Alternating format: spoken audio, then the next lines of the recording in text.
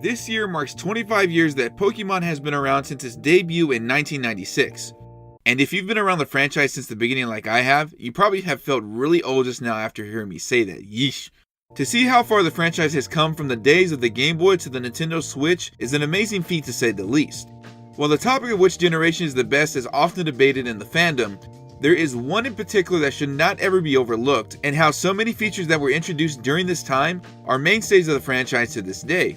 This is my opinion on why Generation 2 of Pokemon was so innovative and why it's still important to this very day.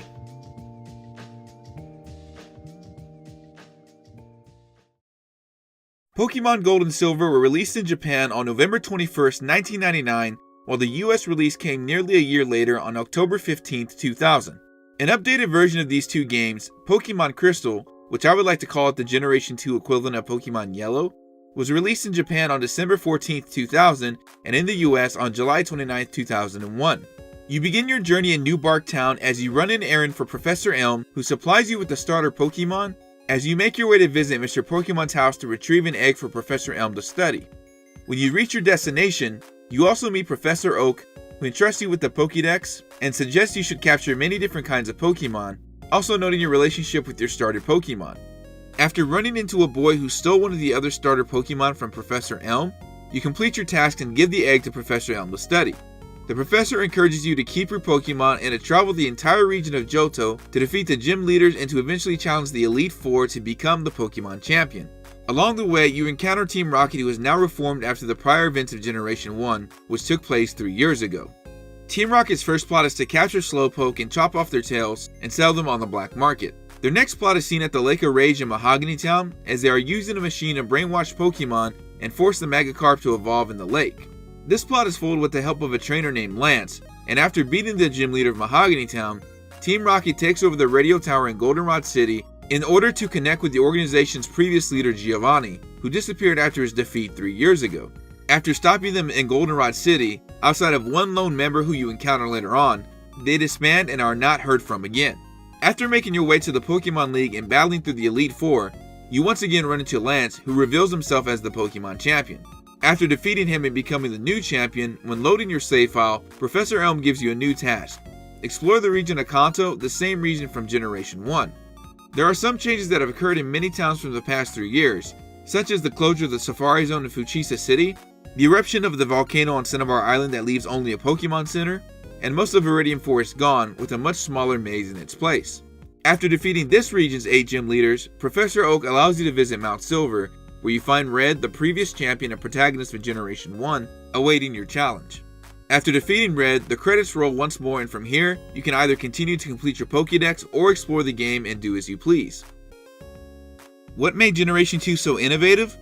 For one, this was the generation to introduce new Pokemon, which brought the total of 151 from Generation 1 to now a total of 251 thanks to 100 new Pokemon. Among these new Pokemon were pre-evolved Pokemon, also known as baby Pokemon of pre-existing Pokemon, such as Pichu, Igglybuff, Tyrogue, and more. There were also new evolved forms such as Crobat, Blossom, Politoed, and Slowking. A total of 86 new moves were added, bringing the total number of moves to 251, the same number as the amount of Pokemon in Generation 2. My personal favorite is the ability to explore 2 different regions, the first being Johto, the region that you start out in, and the ability to visit previous region Kanto that was featured in Generation 1's Red, Yellow, and Blue. Generation 2 also introduced the concept of Pokemon genders, which applied to any Pokemon that was not a legendary, and also allowed you to breed the Pokemon, which is what I did to get a lot of the pre-evolved forms with the help of a Ditto. The Pokemon storage system was not only given 2 more boxes, which brought the total storage across 14 boxes to 280, but the ability to move Pokemon directly between boxes. New types of Pokeballs were added. For example, the Fastball was 4 times as effective compared to a Pokeball if it was thrown at a Pokemon with the base speed of at least 100. The Friend Ball set your caught Pokemon's friendship stat to 200, more on that stat later, and the Lure Ball was 5 times as effective compared to a normal Pokeball if you used it on a Pokemon you encountered while fishing. Gold, Silver, and Crystal introduced the internal clock feature, which allowed not only for in-game events depending on the real-world day, but also for different Pokemon to be caught during day and night. This is the generation that introduced shiny Pokemon, most notably the red Gyarados encounter during the Lake of Rage. The previous concept of the friendship stat introduced in Pokemon Yellow with the player's Pikachu now applies to all Pokemon. This stat can be increased during methods such as grooming, using vitamins, and battling against a notable trainer such as a gym leader or an Elite Four member. Pokemon are now able to hold items that may give them an advantage in battle, such as the Amulet Coin, which increases the amount of money earned from trainer battles, or the Quick Claw, which increases the chance of your move going into effect first. The Pokerust is introduced, which doubles the effort values, or EVs, from battling. The stat system has now also changed, with the special stat being split into special attack and special defense. The item bag is also greatly improved as well, which was really annoying in red, yellow, and blue, as you can only hold up to 20 items, and if you ran out of items in the bag, you'd have to resort to using the PC for extra storage. In Gold, Silver, and Crystal, the bag now has 4 different sections and allows you to hold up 20 different items in each pocket, and you are also able to hold all 50 TMs and 7 HMs and 99 of each separate item. For example, if you had 20 different potions in one section, you could hold 99 of each type of potion, increasing your storage of 20 potions to 1,980 potions. You could also now use HMs when you interact with the world. You no longer had to go to the Pokemon menu every time you want to use an HM such as Strength or Surf. If you wanted to ride your bike with the press of a button, you could use the select button to register it or any other key item that you wanted. The Pokegear, while exclusive to the Johto region in both the original and remake of the games, functioned as a map, which eliminated the need to carry a map as a separate item, a radio, which later on would eliminate the need to carry the Pokeflute and also serve for other purposes, and as a phone, as you could use the phone with a variety of different people. Some trainers may want rematches, some may let you know about a bargain sale, and some may also call you about swarms of Pokemon to catch. Thanks to the updated hardware of the Game Boy Color, the game handled the color and palettes of sprites a lot better, not to mention the overall addition of colors in general that made the game very detailed, and of course better sound, that led the way for improved music quality and tracks. With the addition of the Kanto region, you now had 16 gym leaders total that you could fight, 8 from each region. This generation also marked the addition of 2 new types of Pokemon, Dark type and Steel type.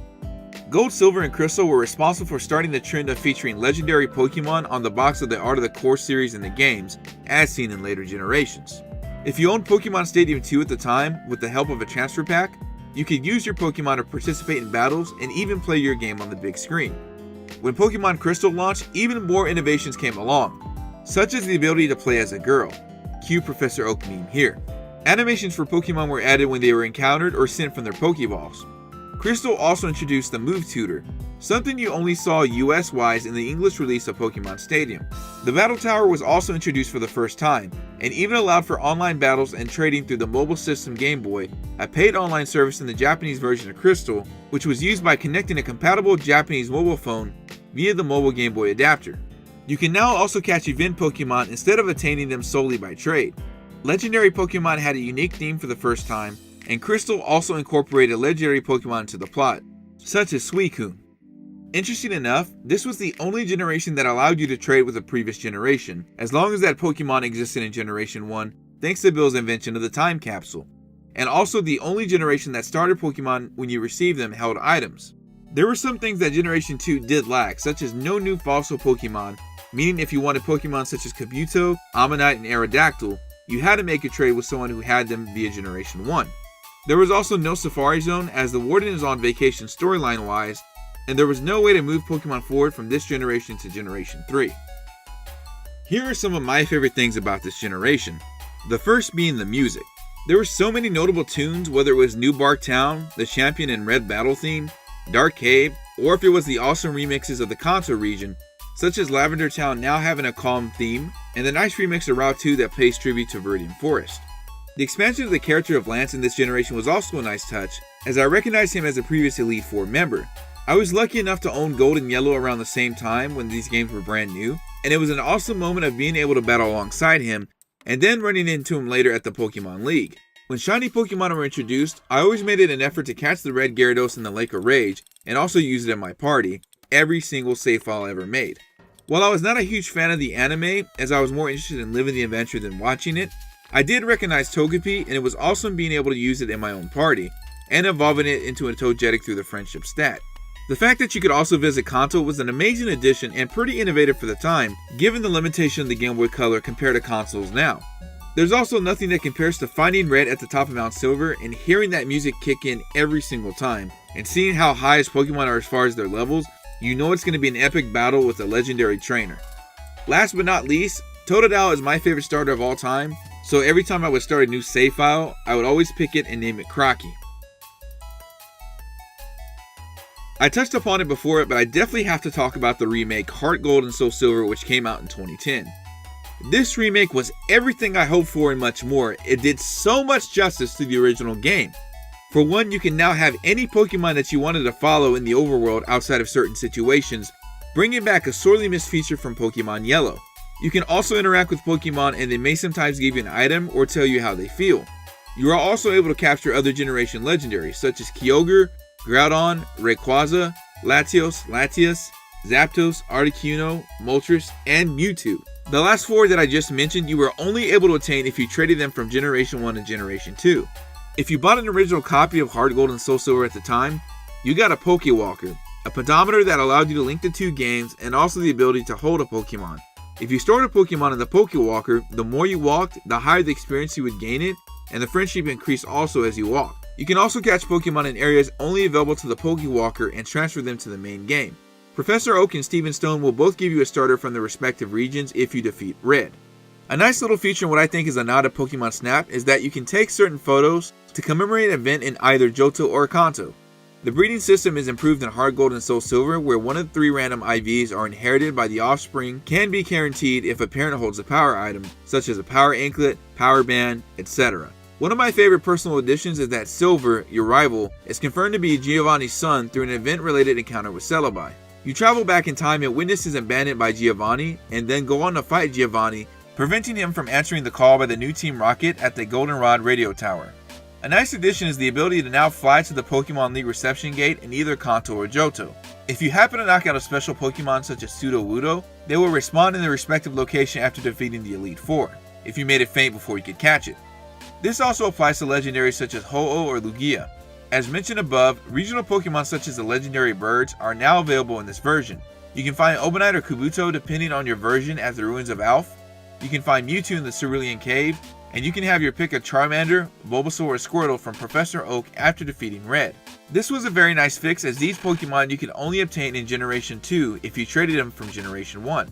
If you defeat all 16 gym leaders, you can obtain the GB Sounds item that allows you to switch the background music to the original chiptune soundtrack from Generation 2 in case you want some real nostalgia. Heart Gold and Soul Silver also have their version of PAL Park, much like Diamond, Pearl, and Platinum, which allows you to permanently migrate Pokemon from the Generation 3 games of Ruby, Sapphire, Emerald, Fire Red, and Leaf Green. Also carrying over from Diamond, Pearl, and Platinum allows the use of the Nintendo Wi-Fi capabilities such as Global Terminal, Wi-Fi Club, trading, and of course battling. Personally, my favorite addition is that since double battles were introduced in Generation 3, when Lance teams up with you at Team Rocket's base in Mahogany Town, it now becomes a double battle where you battle alongside Lance. The Johto region holds a very special place in my heart, as it was my first true Pokemon journey and I was ecstatic when it got one of the best remakes of any game of all time in my opinion, as I was able to relive my dream to catch them all. While Generation 2 and its remakes are now outdated, we will always look back at what they were. Innovative steps towards the future of Pokemon gameplay mechanics. Let me know what you guys think in the comments below. What was your first generation you played and who was your first starter? Check out my poll for which retrospective analysis you'd like me to cover next. If you liked the video, consider subscribing and liking and commenting as it helps with the YouTube algorithm. Thanks for watching, stay beautiful, stay awesome, and we'll catch you around next time.